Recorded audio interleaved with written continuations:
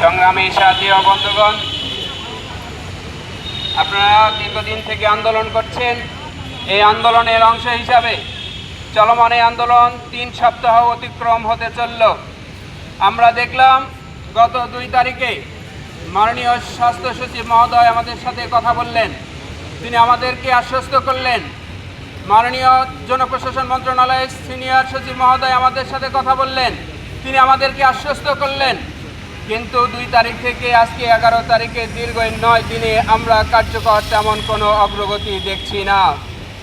আমরা আশঙ্কা করছি আমাদের এই আশ্বাসের বিনিময়ে আমাদের দাবিকে বাস্তবায়নের পরিবর্তে কালক্ষেপণ করা হচ্ছে। আমরা এই অবস্থান কর্মসূচির মধ্য দিয়ে স্পষ্ট করে জানাতে চাই, কোনো প্রেস নোট দিয়ে হুমকি দামকি দিয়ে আমাদের অধিকার থেকে বঞ্চিত রাখা যাবে না।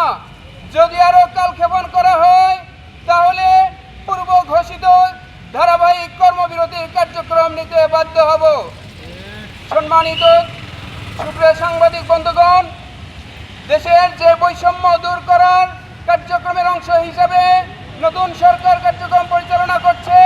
আমরা আশাবাদী আমাদের 10ম গ্রেডে উন্নতিকরণের অন্যান্য ডিপ্লোমাধারীদের ন্যায় সকল যোগ্যতা সম্পন্ন হয়ে থাকার কারণে আমরা আশা করি অনতি বিলম্বে 10ম গ্রেডের প্রজ্ঞাপন জারি করা হবে।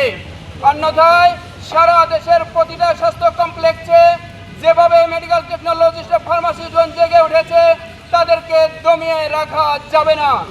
সুতরাং দ্রুত সরকারি অর্ডার জারি করে আমাদের 10ম গ্রেডে উন্নীতকরণের প্রজ্ঞাপন জারি করুন এবং আমাদেরকে যথাযথ মর্যাদার মধ্য দিয়ে দপ্তরিক কার্যক্রম সুচারুরূপে সম্পন্ন করার সুযোগ করে দিবেন।